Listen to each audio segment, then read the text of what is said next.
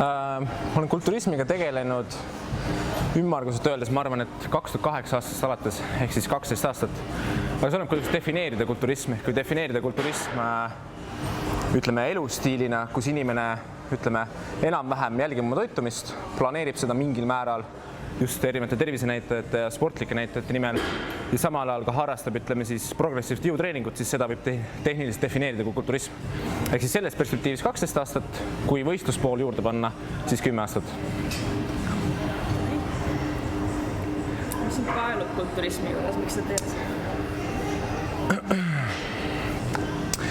Mind paelub kulturismi juures see, et mulle tegelikult meeldib lihtsalt, mu esimene armastus on pigem trenni tegemine, progressiivne pool trenni tegemises, oma elustiili kontrollimine, oma distsipliini ja käitumise kontrollimine, eesmärkide seadmine sportliku poole pealt siis, sest üks pool on see, et vaimselt ennast arendada, teine pool on see, et sul on enda füüsise ja kehaliste võimetega mingid eesmärgid. Ja suuresti see spordi pool ja see võistlemise pool, selle aspekt pigem on motivatsiooni poolest, ehk siis on mul trennis mingi eesmärk. Ehk kui mul ei ole nagu eesmärki trennis, siis mul on ka raskem individuaalselt ennast motiveerida, et hoida väga pikaaegset elukestvat treeningurutiini. Et mis sind viis kulturismi? Okay. Kuidas sa nagu... Ja. Aga see muidu, kui sa juud ja räägid ja tõstad ketta, see on nagu väga hea, see täpselt see. Pigem vastan samal ajal, kui ma neid asju. Ja. Mind viis siis kulturismi juurde see, et no tegelikult ümmarguselt öeldes pigem isa alkoholism ja surm, kui ma olin 16-aastane, ehk siis see oli siis emotsionaalselt noore inimese jaoks väga suur trauma, mis tähendab seda, et ma otsisin väljundit ja ütleme siis sporti kui sellist ma enne 16. eluaastat, ütleme siuke 15-16, enne seda ma väga eriti kunagi polnud teinudki. Ehk siis ma otsin pigem endale emotsionaalset väljundit ja siis ütleme jõutrenni tegemine kui selline, see oli siis selline, millega ma omasin kontakti ja omasin mingit nagu emotsionaalset sidet ja sinna ma pigem hakkasin nii-öelda välja elama seda traumat mingis mõttes. Ehk siis selline nagu siuke emotional outlet ja ehk siis sellega tekkiv seos, see siis progresseerus, selle vastu tekkis nagu teatud nagu armastus, see muutus elustiiliks ja siis, kui ta juba elustiil oli, siis see võistlemise komponent oli pigem siuke teisejärguline. Ehk siis lihtsalt siuke viis, kuidas vahepeal testida seda, mida ma enamus aastad olen nagu saalis, toitumises ja elustiilis teinud, et siis testida seda, et milline on see hüpertroofia, ehk siis see inimese füüsise nagu areng on aastate jooksul nagu olnud. Sest kui ma teen progressiivset jõutreeningut, siis progressi ma mõõdan mitmel viisil. Üks näiteks on see sama, et ma mingites jõunäitates trennis arenen, seda ma saan objektiivselt mõõta. Teine viis on see, et ma saan enda lihasmassi arengut mõõta. Aga parim viis selle mõõtmiseks on siis, kui sul ei ole rasvamassi peal, ehk sa oled nii-öelda võistluskulturismi mõtmes ennast ära näljutanud, nii et sul ei ole rasva peal ja siis sa näed seda rasvavaba massi, seda füüsilist kultuuri poolt seal taga, milline see on ja siis hobi mõttes saad nagu seda edasi ehitada aastate jooksul ja siis see mingis mõttes hoiab motivatsiooni ja teeb selle asja lõbusaks. Okei, juba seda vastust ma ei oodanud tegelikult. Jah. Kuidas? Väga kahju kuulda, aga samas aga see on niisugune nagu, see on elu, sest paljudel inimestel on igasuguseid palju hullemaid asju ka, mitte ainult on nagu terved vanemad surevad ära ja nii edasi, vaata. Ja siis pead orvuna kuidagi elama ja nii edasi, vaata. Ehk siis see on elu, aga see on väga õpetlik olnud selles osas, et see on õpetanud elus siukseid asju, mida see on teinud mind selliseks inimesest, nagu ma praegu olen, et selles mõttes ma olen nagu rahul. Et ma arvan, et kõik kogemused, nii negatiivsed kui positiivsed, omavad meil eluteel mingit olulist rolli.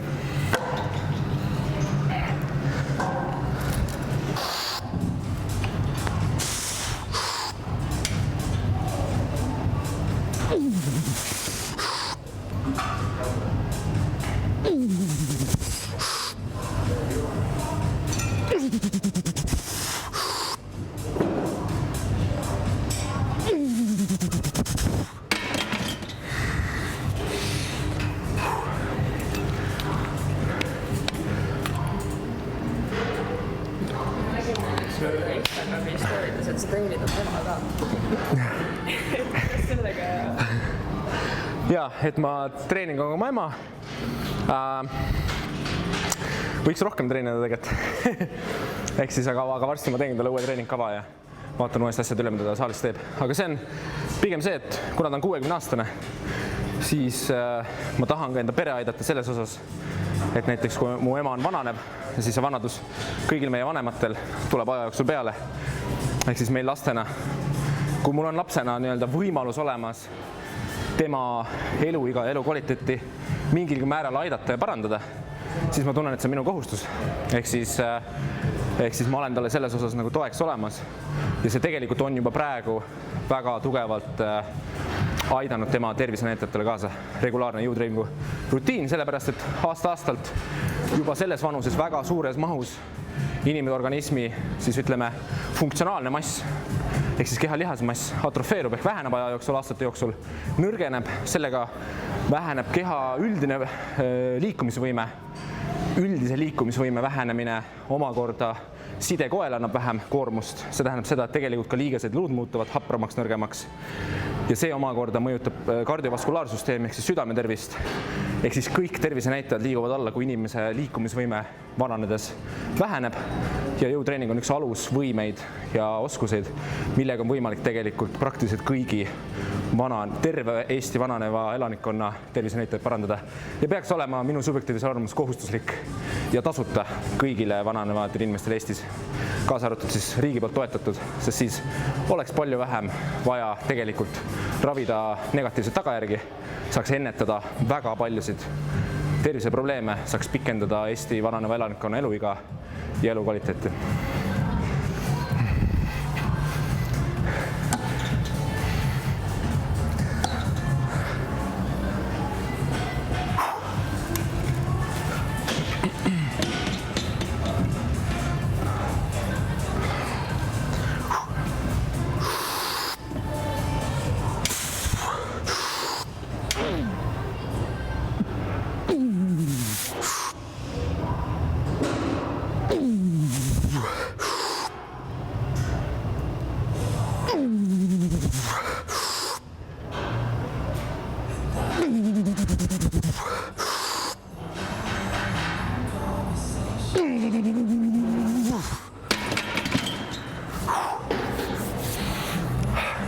Tahaks sellest dopingust ka rääkida natukene.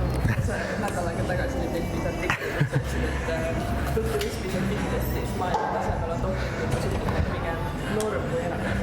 Jah, ehk siis suures laias plaanis, no selles mõttes ma ei saa mõõdetud statistikatega mingeid uuringuid teiega jagada, aga üldiselt juba kogenud inimsilm, kes mõistab, ütleme siis inimese füsioloogiat, anatoomiat, tehistust, saab aru, et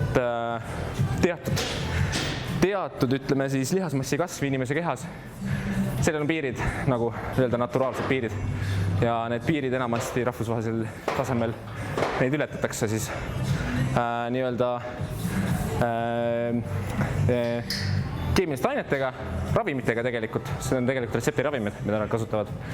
Ja siis sellega nii-öelda boostitakse seda inimkeha võimekust ehitada ka rasvava massi, lihasmassi kehas. Nii et suures osas nii on, aga seda reguleerib tegelikult ka spordiorganisatsioonid, kes seda spordikorraldust nagu korraldavad, see on selle poolt reguleeritud. Aga seal läheb see asi väga keeruliseks poliitikaks ja juba kõik majanduseks ja kõigeks ära, miks see nii on. Ehk siis seal on ka keeruline leida finantsi, et neid kontrolli teha, seal tegelikult kaob ära ka 10 aastate pikkune spordi nagu ajalugu tegelikult, mis on kõik nagu dopingut kasutavad sportlaste poolt tehtud. Need on ikoonid tegelikult tänapäeva selles tööstuses, on need inimesed, kes on tšempionid olnud aastatesse 10 aastate jooksul, kõik on dopingu kasutajad selles mõttes. Aga pigem on seal see loogika, et kui kõik kasutavad ja kedagi ei testita, siis see on norm. Ehk siis see ei ole keelatud ainete kasutamine, kui kõigil on samad mängureeglid.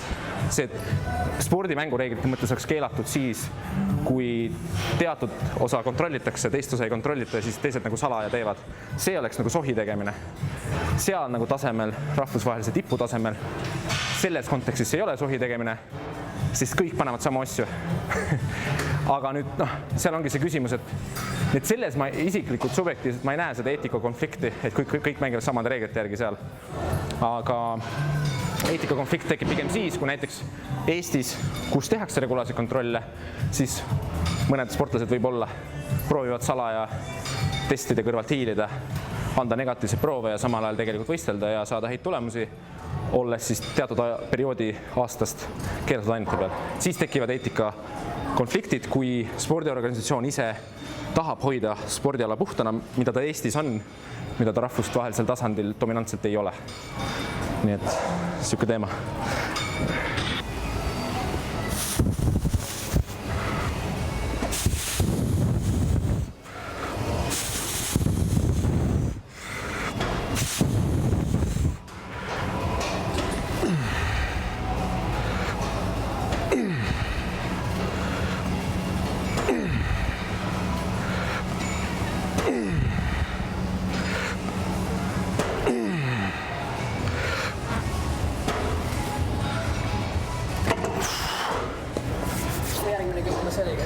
Defitsiidis olemine vaimselt mõjub?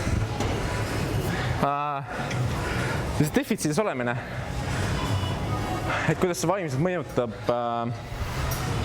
alguses oli hullu, ehk siis alguses pigem nagu, kui me räägime näiteks, ütleme minu puhul näiteks kaalukaost 13 kilo, ehk siis kui ma 13 kilo vähendan oma kehakaalu, osa sellest on rasvamass, osa sellest paratamatult on rasvavaba mass, sealhulgas siis ütleme teatud määral lihasmassi, teatud määral erinevad sidekoelisi struktuure, mis tegelikult ka kõik vähenevad inimese kehas, kui sa väiksemaks lähed. Ehk siis, aga valdav enamus on rasvamass 13 kilost, mis kaob selle aja jooksul, siis esimesed nagu kilod, mis sealt kaovad, nende ütleme vältel ma ei vii enda keha füsioloogiat ja ehk siis üldist talitlust ma ei vii ekstreemsusesse, mis tähendab seda, et ta kannatab selle ilusti ära, mul ei ole negatiivseid mõjureid seal juures. Probleemid hakkavad tekkima siis, kui ma hakkan välja minema enda kehas naturaalsest rasvaprotsendi vahemikus, kus ta ennast talitluse mõttes nagu normaalsena tunneb. Kui ma hakkan sealt alla minema, ehk siis minu puhul siuke, et kui ma 13 kilost ütleme mingi 8 kilo on alla võtnud, siis juba vaikselt hakkab tunda andma.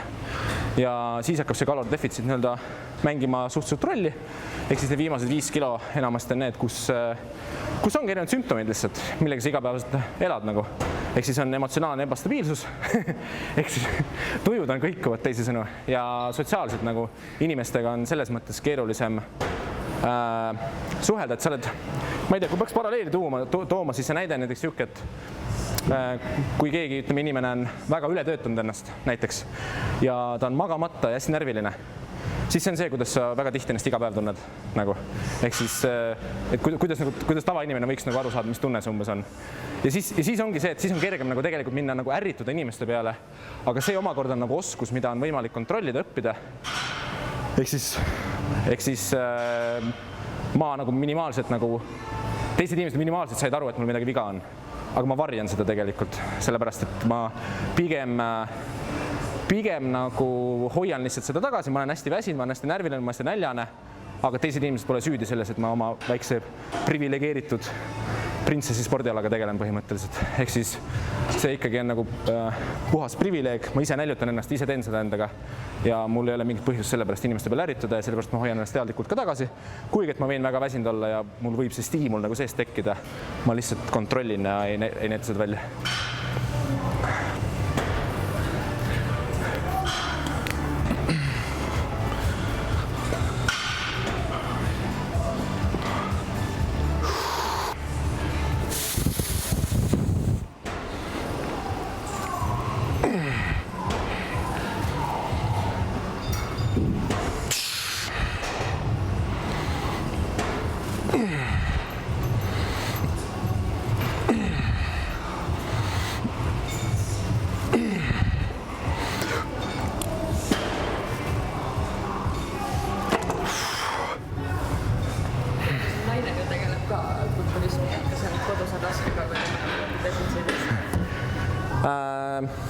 Jah, et mul naine tõesti tegeleb ka selle spordialaga, eks bikini fitnessiga, aga ta on laias laastus kulturism ikkagi. Ehk siis kui defineerida kulturismi kui lihtsalt siukest kehakultuuri vormi, mille käigus siis on, jah, nagu ma ütlesin, progressiivsed jõutreeningud ja kontrollitud toitumine. Et jah, ta tegeleb sama asjaga, esimest korda siis see hooaeg valmistusime koos, et kui ma enne rääkisin sellest 7-kuulisest perioodist, et siis temal on natuke lühem, mingi 4-5 kuud, aga me valmistusime koos ja see oli esimene kogemus meil koos valmistuda ja tegelikult koos valmistuda on palju parem kui üksi valmistuda.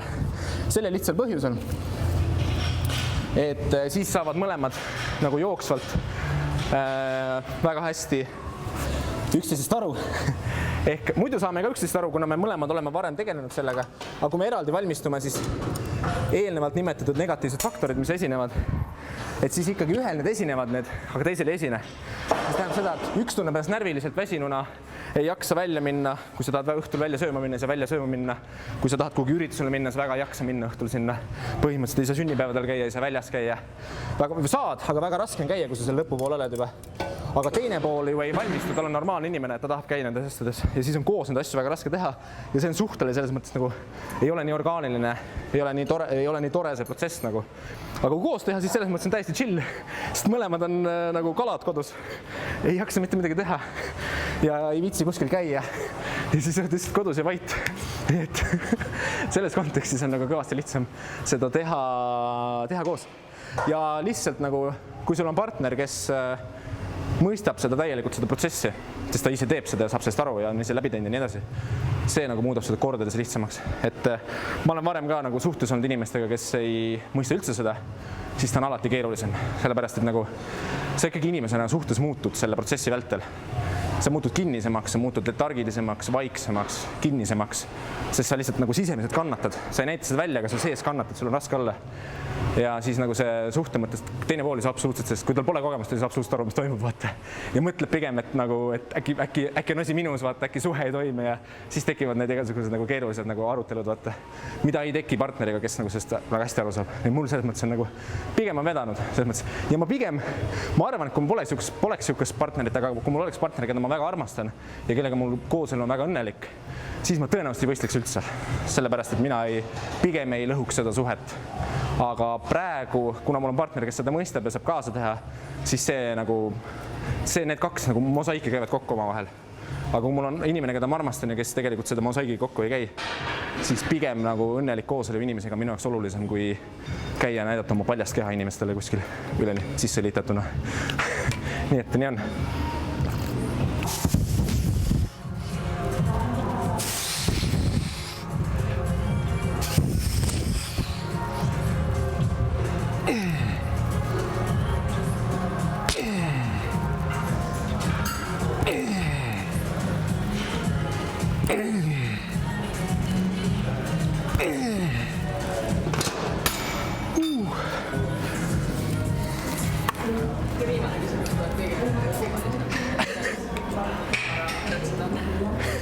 Nii, mis on kõige paremad tuharaharjutused?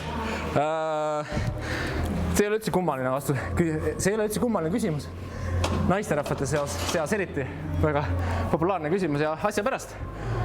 Tuharalihased on väga võimsad lihased, väga esteetilised, ilusad lihased ja nii mehed kui naised võiksid neid treenida. Aga harjutustes rääkides, harjutuste puhul siis, mis on parimad, on harjutused, mis annavad siis kõige suuremat, panevad suure tuharalihase, kui me räägime tuharalihastest, panevad suure tuharalihase kiud kõige suuremasse mehaanilise töö positsiooni. Ehk siis, kus siis inimese keha suudab biomehaaniliselt teha kõige suuremat tööd, suur jõumoment on puusaliigeses ja selle jõumomendi peavad siis tuharalihase kiud ületama, lühenedes ja sellega siis reieluu liigub ja tuharalihas lüheneb ja teeb tööd ja siis see töö on siis, summeeritav töö on siis see, millega me tegelikult nagu mõõdame stiimulit lihastele, kaasa arvatud siis tuharalihastele ja siis see stiimul loodetavasti on siis see, mis aja jooksul koormab meie keha ja mis annab siis selle signaali valitud lihasgrupile, et on vaja kohaneda stressiga ja kohanemise siis viisiks on see, et me kasvame suuremaks, tugevamaks, nii et kui järgmine kord sama stress tuleb, siis me ületame selle kergemalt. Aga kuidas meie targad saame olla, on see, et meie järgmine kord suurendame ka natuke stiimulit. ja niimoodi vaikselt hästi rahulikus tempos kasvame kõrgemale. Aga harjutustes rääkides, mis harjutused paneb siis kõige suuremasse positsiooni?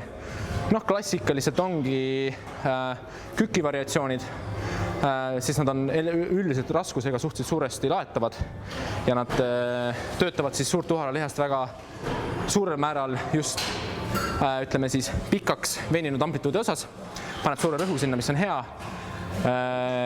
igasugused väljaaste variatsioonid, põhimõtteliselt harjutused, kus sul on vaja painutatud puusa sirutada, see tähendab seda reieluud viia taha, puust sirutada.